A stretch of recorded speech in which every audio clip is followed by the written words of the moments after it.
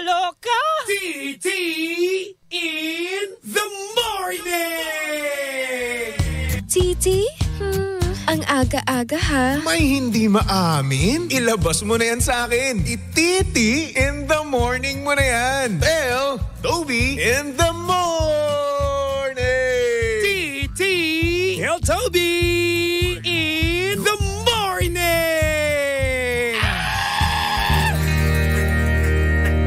Number 1! 6.7 Energy FM!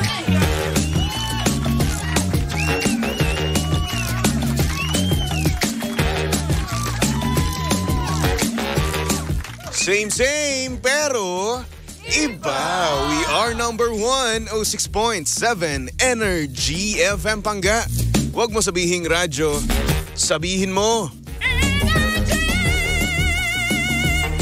Oras sa buong kapuluan, Pangga, check your time. It's now 6:27 on the clock.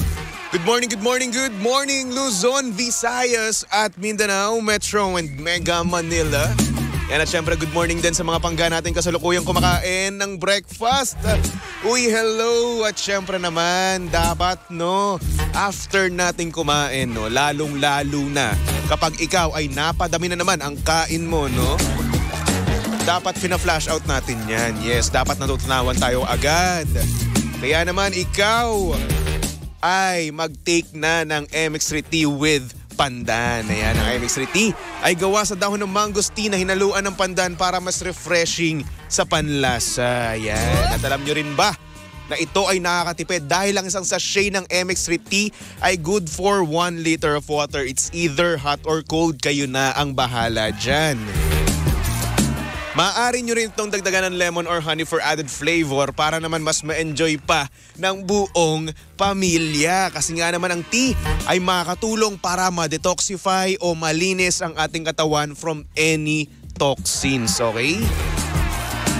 Kaya naman para sa iba pang katanungan, bisitahin lang naman ang kanilang website na mx3ph.com or tumawag sa kanilang hotline na 0918-888-8693. Kaya naman dito na tayo sa tunay, natural at original MX3.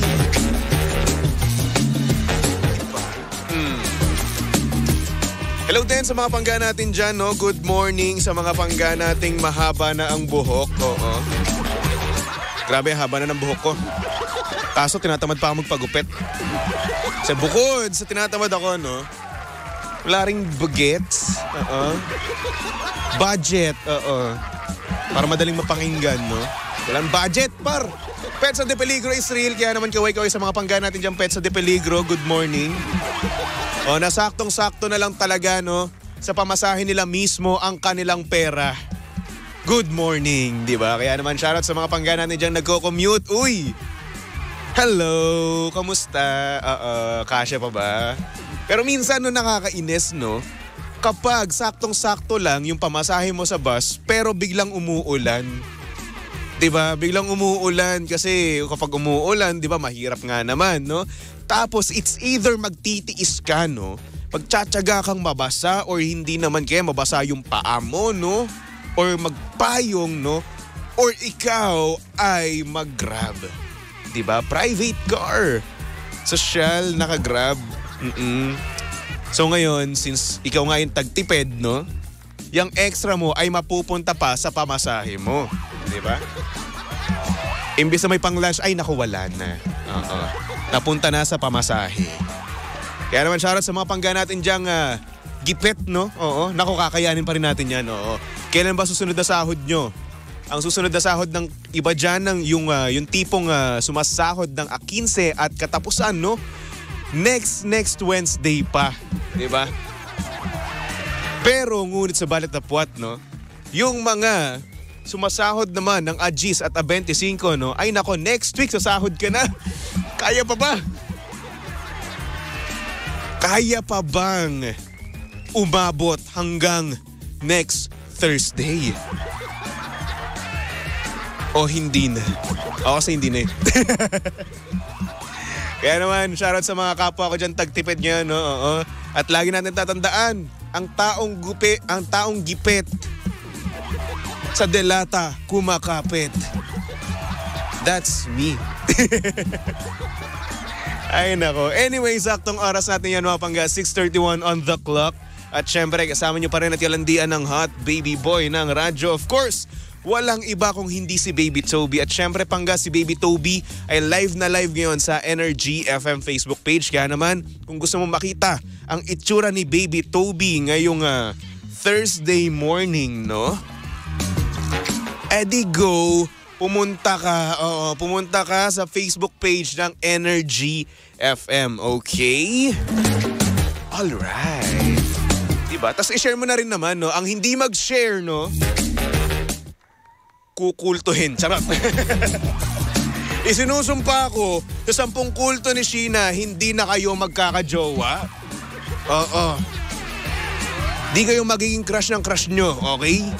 Kaya naman go ahead, i-share mo na, no, ang ating Facebook Live, okay?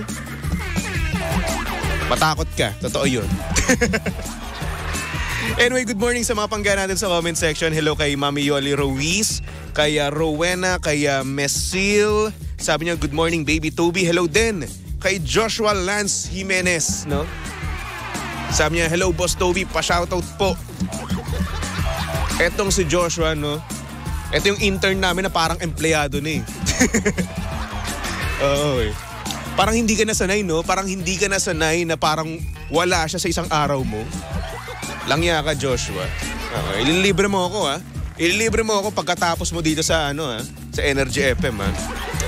Yari ka sa akin pag hindi. Babagsak kita, alam mo, ha? Hello din kay Carolina. Sabi niya, good morning, Baby Toby. Heart, heart, heart, heart. Diba? Hello din kay Maraya, kay Corazon. Sabi niya, hi, Baby Toby. Happy Thursday. Pabati kami sa Better Living. Hello. Sabi naman ni Maraya, A ka muna, A. A. O, diba? Ba't parang di bagay sa akin? A. Parang hindi bagay. Hindi na pag ganunin na. Oo. Pag walang kapalit, wag na. Wait, charot, oy. Kayo naman. Kailangan namin kayong pinagsisilbihan, di ba? Oo. Last ka sa akin, Maraya eh. Ako lang naman mahina sa'yo, Maraya. Highs. Joy, sabi niya, good morning, Baby Toby. At sa lahat ng Energy FM, good morning. Nashreen, good morning din sa'yo, Nashreen. Yan. So, eto na. Since tayo ngayon ay may caller, ipasok na natin yan dito sa TT in the morning. Oh, yeah. TT in the morning. Why? Ang aga-aga ha. Tell Toby in the morning.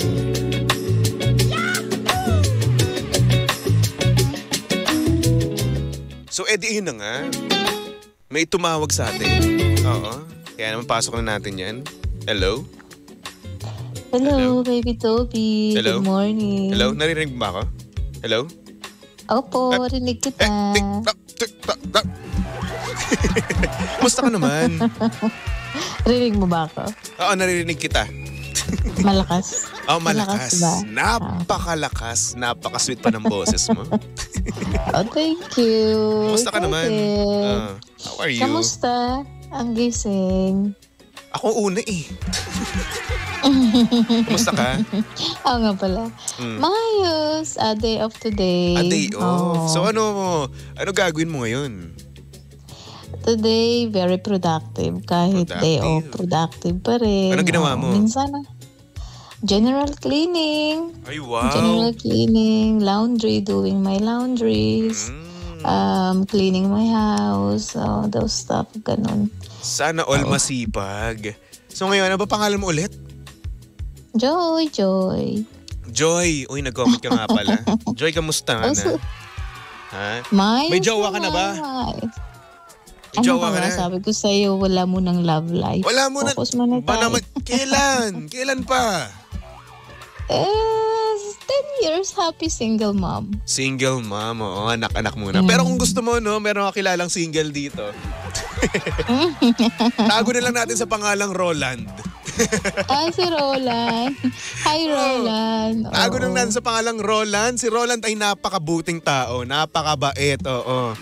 Medyo nagdidemand nga lang ng asukal sa kape niya, no? Oo. Sa akin pa talaga.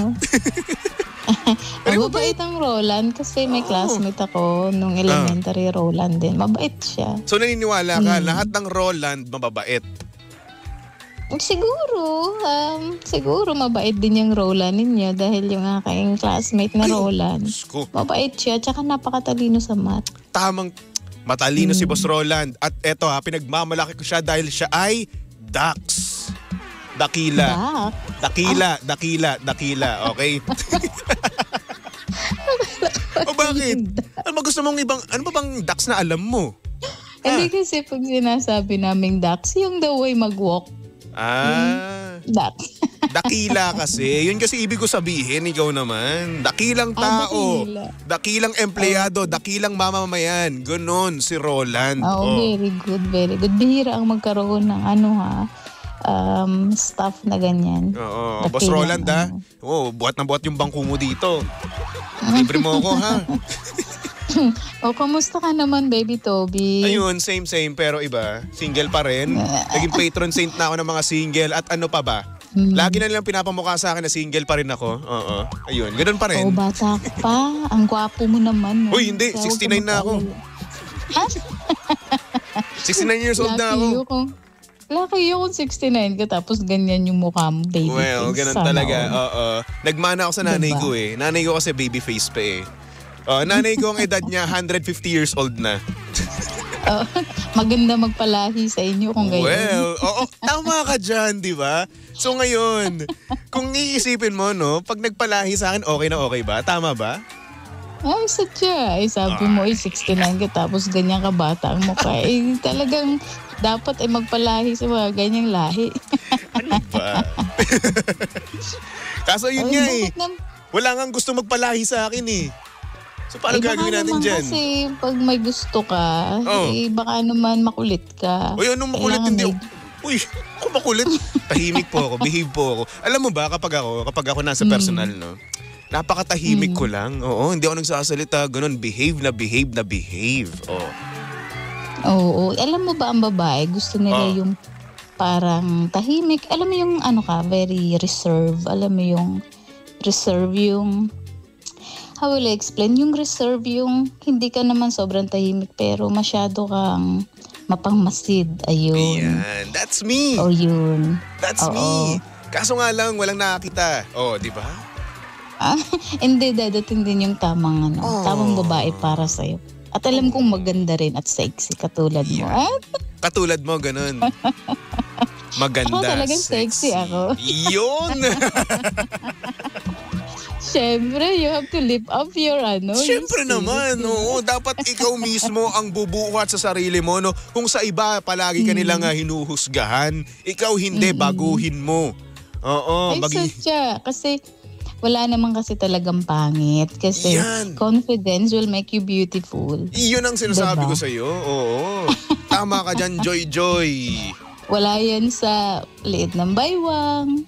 Wala yan sa payat. Nasa confidence yan. Sa pagdadala sa... Confidence. Confidence. With the M and the P. Oo. Ano naman yung agenda natin? Ikaw, kung ano gusto mo i-confess, go.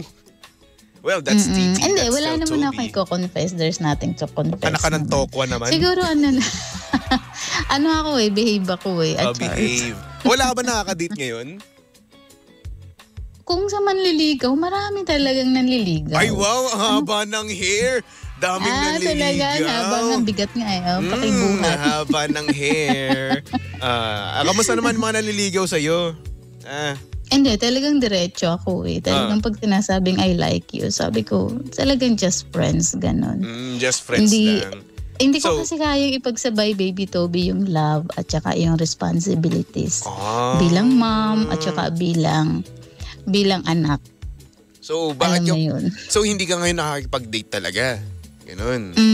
Hindi ko kaya ipagsabay kasi pag marami, siguro pag adult ka na, more on nagfo-focus. Siguro pag ma-adult na, tapos nagkakaedad na, mas priority mo na yung, alam mo yun, yung pagtanda mo, yung mga mahalagang bagay. Siguro yung love, kung dadating, alam mo yun, mararamdaman mo naman yun by chemistry, ganyan. Pero hindi ko naman sinasara yung aking pinto. Sa ngayon kasi, pinofocus ko muna yung aking pagiging mabuting ina sa aking anak at saka pagiging mabuting anak sa aking magulang. Maraming responsibilidad Ika nga ni Spider-Man, no? With great power comes great responsibility.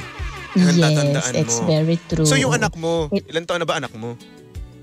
15 babae, years old. babae o lalaki? Lalaki. Sayang. Hintayin ko sana. Sayang naman. Ang tangkad. Ano siya? 5'9". 5'9". 7-footer ako. Giant. Mataas ka pa dun sa daddy niya. 7-footer ako. Ano ba daddy niya? Giant. Mataas ka pa kay Michael Jordan. 7-footer niya ako. 6'5 lang si Jordan ata. 6'5 siya, diba? 6'5, 6'6, mga ganun. Anong ano ba? Hindi, 6'5 siya. Kasi yung ang daddy ng anak ko, 6 foot siya 6'5, matangad 6'5. 7-footer ako. Ganun ako katangkad. Wow. Kilala mo si Yao Ming? 7-footer divide 2. Uy, hindi 3.5. Loko to 7-footer ako. Tanong nyo ba kay Papa Jackson, kay Chairman, kay Boss Roland? 7-footer ako. Sa lahat ng tao dito, tanong nyo, 7-footer ako. Loko to Oy, joke lang. Taga saan ka ba? Taga Ireland ka, di ba?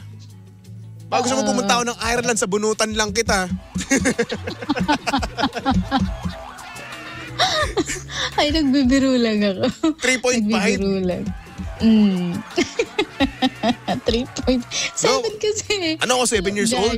You know, 7-footer nga ako. 7-footer. Oo. Maitanong ko, bakit ba wala ka pang jowa? Naknatokwa naman. Wala akong jowa Paano gagawin ko? Ito.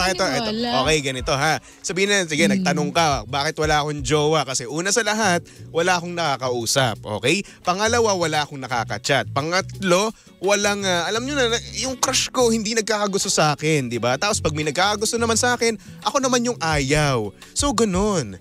Ganun yung nangyayari.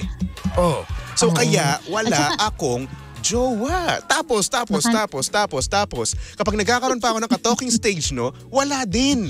Napupunta din sa wala, di ba? Yung tipong ako yung mapufall, tapos wala. Iyon ang kasagutan. Kung bakit ako single.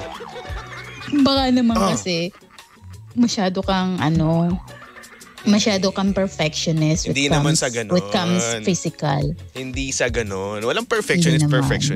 Basta nagjaka-jive kami, magkaka-vibes kami. Yun, mas okay yung ganon. Diba? Oo. At saka maganda sa babae, yung low maintenance. Para sa akin, kahit high maintenance, wala akong pakialam. Kasi kapag mahal namin ang isang tao, i-maintain namin kung ano yung gusto mo. Yun. Oo. Talaga. Ganon ang tunay na magmahal. Baby Toby, bata ka pa nga talagang mag-isip. Alam mo ba ang babaeng high maintenance? Alam pag sinabi mong high maintenance, luxury, gusto niya livings of luxury. Di naman sa ganon. Iba naman yun. Ang ibig sabihin nun, gold digger. Yun yung gold digger, okay? Hindi. Nanghihingi sa'yo ng ng mga bagay na talagang mamahalin. Yun. Ang high maintenance is ma-effort ka ng ma-effort. Yung nag-e-expect siya ng super duper ultra mega effort. Diba? That's high maintenance. Maluho, ganyan. Hindi naman maluho, no? Hindi siya maluho, no? Kasi yan, material na bagay yan diba? Ang maluho, yan yung gold digger na yan. Pasok yan doon sa bagay na yon. Yung maluho kasi parang ang daming sangay ng maluho Ang maluho, pwede siyang maluho sa mga bagay na mura-mura lang din naman. Pero yung mga bagay na mamahalin, tapos sa'yo pa pinabibili, no? Talaga nga namang ginusto ka lang para doon sa bagay na yun, no? Na may naibibigay kang mamahalin, di ba? So that's gold digger. So ngayon, kung meron siyang parang gusto, no? Tapos parang gusto niyang mag-effort ka na mag-effort sa isang relasyon, sa relasyon yung dalawa, that's high maintenance, di ba? Kasi eto hindi naman porket high maintenance, gusto ka agad ng mga ganung bagay, luxury bags or whatsoever, hindi.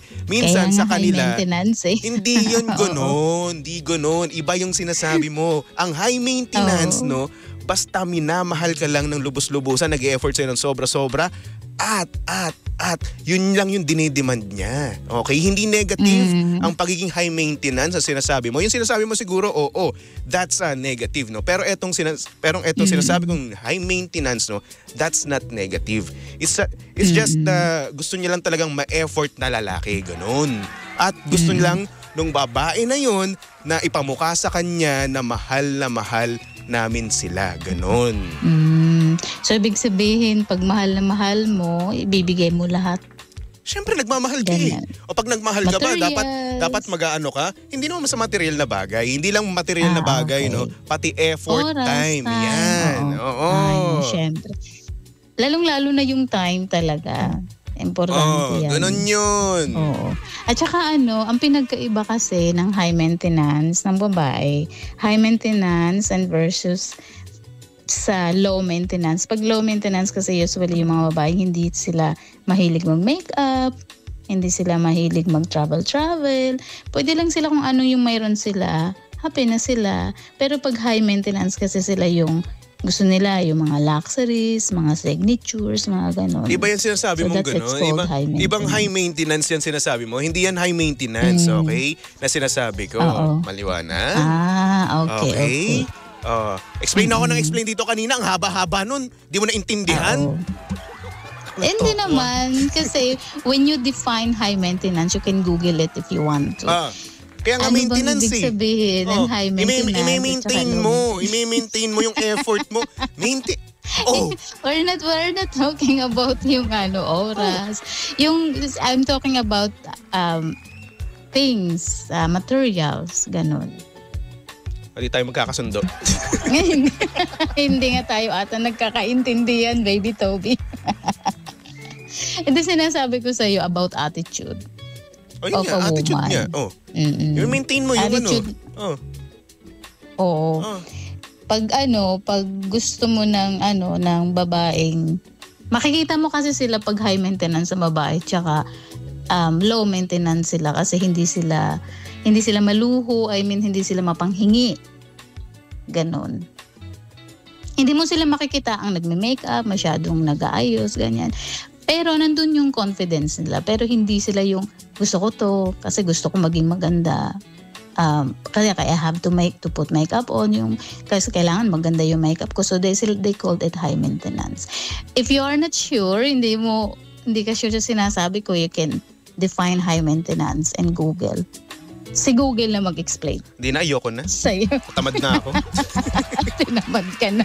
Tamad na ako, hindi na. Hindi, sinasabi ko lang sa'yo para naman at least pag nanliligaw ka, malalaman mo yung babaeng. Alam ko kung ano yung gusto ko. Alam ko yung dapat kong gagawin kapag ako ay nagkaroon ng magugustuhan. Alam ko yung dapat kong gawin at dapat kong i-maintain yung effort ko sa kanya. That's it, di ba? Kung high maintenance siya, wala akong pakialam. Wala akong pakialam kung gusto niya ng oras, ng effort galing sa lalaki, galing sa jowa niya. Kung high maintenance siya sa ganung bagay, wala akong pakialam. At hindi dahil sa siya ay isang gold digger. Okay? Ganon. So ang time ang sinasabi mo yung oras. Basta yun na yun. Hindi yung material. Basta yun na yun. Ayoko na may pag-away. OT na tayo. parang nandun ka sa north, ako nandito sa south. Sige na. Maraming salamat. Nako, ito naman. Basta yun lang. Naboboard lang kasi ako. Wala akong makausap. Hindi kasi sabi mo kung gusto niyo mag-share ng stories, ganyan. So, wala, tumawag lang. Wala naman. Ito naman, nagkukuntuhan lang naman tayo eh. Kalma. Ako lang to, Charles. Oy, Joy, maraming salamat salamat. Oy, Baby Toby. Thank you din for taking my call, for entertaining me. At laging mag-iingat and best of luck sa mga pangarap mo sa buhay. And take it easy. Chill out ka lang. Huwag mag-apura sa love life dahil dadating ang tamang panahon para sa'yo. Kalaban yung easy. Enjoy mo yung youth mo kasi time will come pag nag-apura ka, pagsisisihan mo yan, sana pala enjoy ko yung aking kabataan. Kasi pag ikaw naging ama ka na, magpo-focus ka na sa responsibilities mo. So enjoy lang muna yung youth. Nay, sige po, maraming salamat na po, Nay. Maraming salamat. sige. Good night. Thank you. Thank you, Baby Toby. Mag-iingat sa pag-uwi. Sige, bye. So, edi na nga. Hindi kami nagkaintindihan doon. Diba? Anyway, mamaya pag-uusapan natin yan with DJ Lindsay, no? Kung saan kami natapos. Yan ang ating pag-uusapan with Lindsay Moa. Tumutok lang dito sa estasyong same, pero iba. We are number 1 on 6.7 Energy FM Pangga. Wag mo sabihing radyo, sabihin mo.